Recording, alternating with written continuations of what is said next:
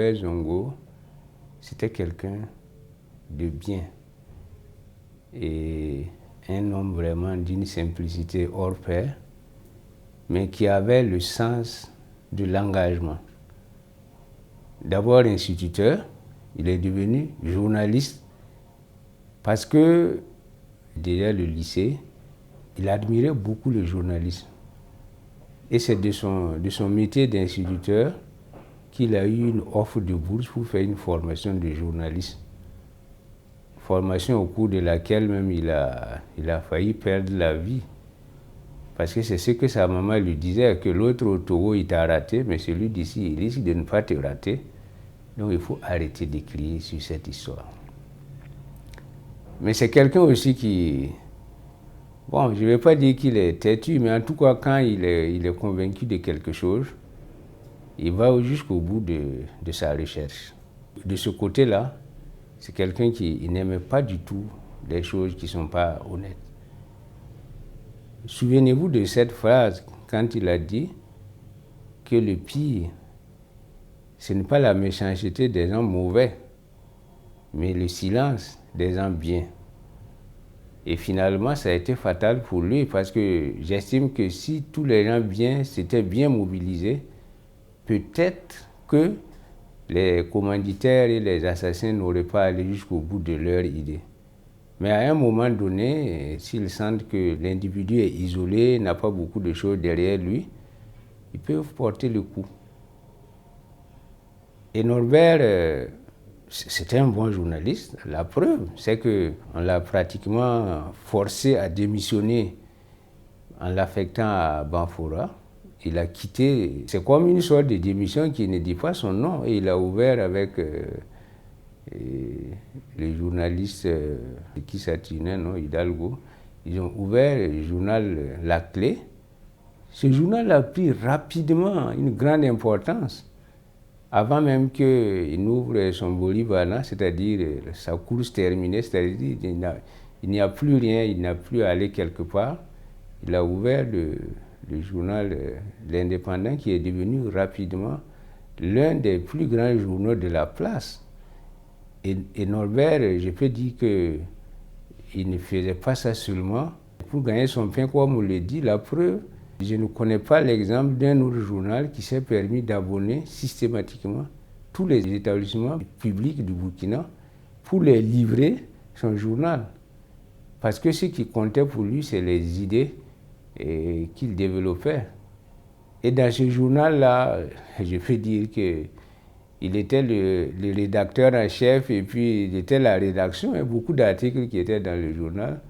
Et c'est lui qui l'écrivait. C'est dans le tard que j'ai su que les articles publiés sous la plume de Nana Marguerite, là, c'était encore lui, l'auteur. Et c'était le nom de sa maman qu'il empruntait pour écrire ces articles. Et ça donnait l'impression que c'est une femme qui écrivait dans l'Indépendant. Mais c'était Norbert qui écrivait encore, qui écrivait ses éditoriaux. Bon.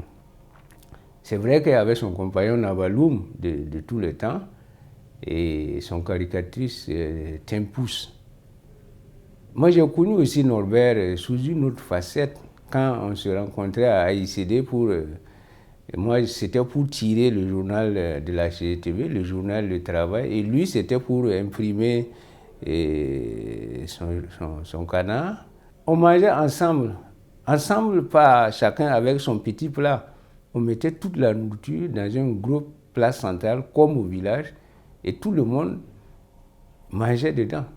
Et j'ai compris même par la suite que c'était aussi une mesure de sécurité pour éviter d'être isolément empoisonné. Norbert Zongo, il a fait des conférences à travers tout le pays. Et ces conférences étaient gratuites. C'est lui-même qui se prenait en charge, qui venait faire sa conférence. Il n'avait ni frais de mission, ni frais d'hébergement, ni frais de route. Il venait, il fait sa conférence. Et il part.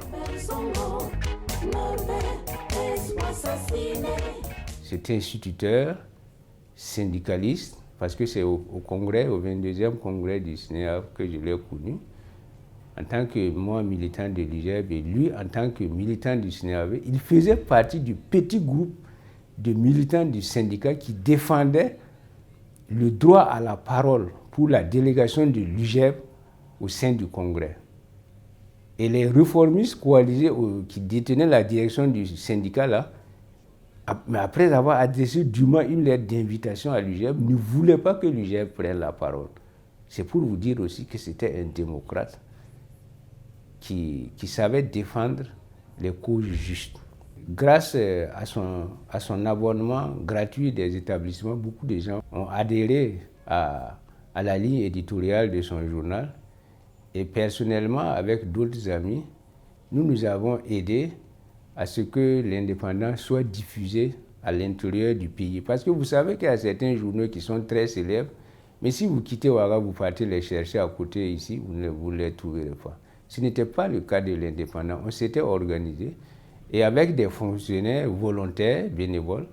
Par exemple, moi j'avais un ami qui était à Boulsa, un autre qui était à Kaya, et qui étaient des dépositaires du journal. Pas des correspondants, mais ils étaient des dépositaires. On faisait des lots et on envoyait à leur nom par les transporteurs. Et un certain nombre de fonctionnaires étaient de fait abonnés à l'indépendant comme ça, par cette voie-là.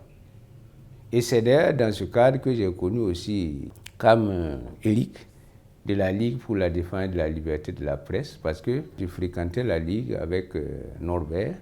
On peut dire que nous étions des militants de cette Ligue-là pour la défense de la liberté de la presse. Norbert, il a fait sa dernière conférence publique, je pense, en tout cas à Koudougou, le 6 décembre, je pense.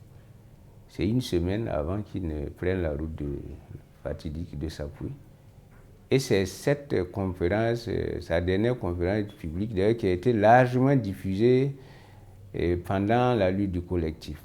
Certaines personnes qui m'ont confié des dossiers que j'ai confiés à Norbert ont été traités, des dossiers sociaux. Et Norbert a eu maille à partir avec beaucoup de gens qui sont des responsables aujourd'hui. Vous vous souvenez de ce débat télévisé qu'il a eu avec, par exemple, Laurent Badot ou bien avec Philippe Ouédraogo. Il a eu maille à partir avec des gens comme Simon Compaoré, qui sont aujourd'hui des vedettes de la démocratie. Et dans le traitement de certains dossiers, vous vous souvenez aussi du dossier de la veuve avec l'avocat, aujourd'hui avocat, qui avait spolié cette veuve à Dédou. On a même eu à signer des pétitions pour que l'avocat qui a pris les sous de cette veuve-là les restitue. Bon, je ne vais pas citer le nom de l'avocat, mais lui, il est encore vivant et il sait de quoi il s'agit. Bon, donc c'est quelqu'un, en dehors d'être un bon instituteur, d'être un bon journaliste, c'était un homme qui avait beaucoup d'humanisme. Et vous savez aussi qu'il traitait le dossier de David. Sur ce dossier-là, qu'est-ce qu'on ne lui a pas fait comme proposition? J'allais dire financière. Et il y a certains de vos collègues qui peuvent témoigner et qui ont été des intermédiaires pour qu'ils prennent quelque chose et qu'ils cessent d'écrire sur l'affaire David Ouédraogo. Sa maman même lui avait demandé de cesser d'écrire parce que ce que les gens lui disent, que s'il ne cesse pas d'écrire dans cette affaire-là, il va partir. Vous voyez, il a allé même jusqu'à refuser de s'engager pour sauver sa vie devant sa maman, comme à titre prémonitoire. Il a dit non, ça va bien se passer, ça va bien se passer.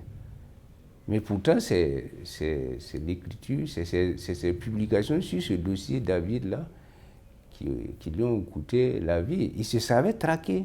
Il avait une P50, une petite mobilette comme ça, qui n'existe plus dans la circulation comme ça. Des fois, il se déplaçait avec ça, il sentait les filatures. C'est juste pour vous donner une facette de la vie de l'homme, qui était vraiment, à mon avis, pour résumer, un homme bien, un humaniste, et qui, en tout cas, cette image où il levait ses mains pour dire aux gens, mais non, ne dormez pas, ne dormez pas avec ce qui se passe. C'était les dernières images qu'il a laissées. Et je pense que le collectif, en prenant en compte le mot d'ordre Nan Lara Ansara du professeur Kizerbo, ils ont répondu aussi à un des appels de Norbert Zongo, à savoir qu'il ne fallait pas que le peuple dorme pendant que les assassins de la liberté faisaient la pluie et le beau temps en disant que si tu fais, on te fait, et puis il n'y a rien. Il a contribué donc à faire envoler ce mythe du régiment de sécurité présidentielle qui pensaient qu'ils avaient le droit de vie et de mort sur les citoyens burkinabés.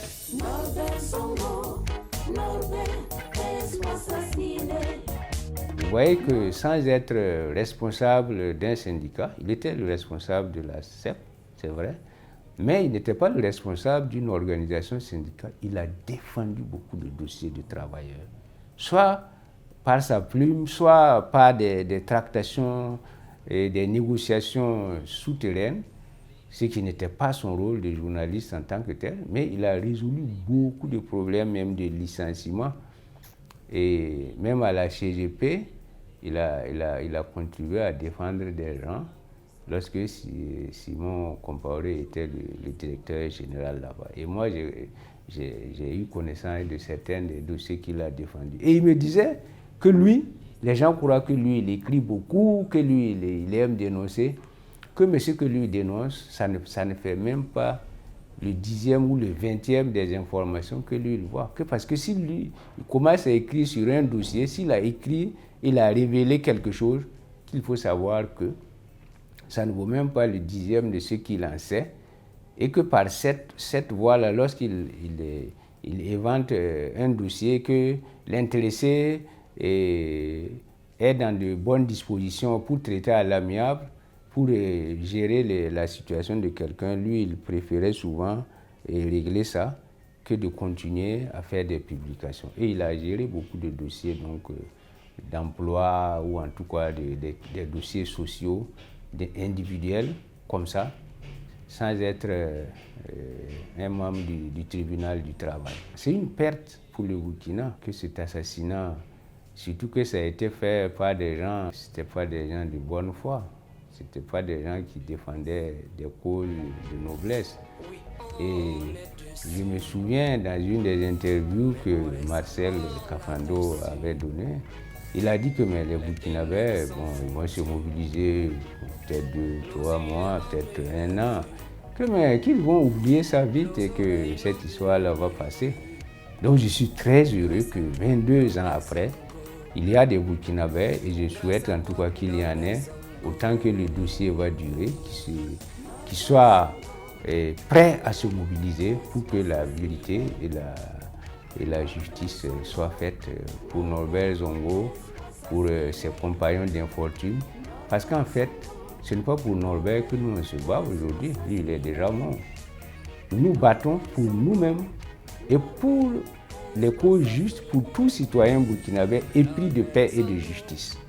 Si les gens n'étaient pas là pour rappeler constamment l'affaire Norbert Zongo, il y a longtemps que ce dossier, que la justice l'avait liquidé, enterré et passé aux oubliettes. Et peut-être qu'il y aurait eu d'autres Norbert Zongo, ça je vous l'affirme. Si ça s'était passé inaperçu, peut-être que chacun de nous serait passé à son tour dans la casserole.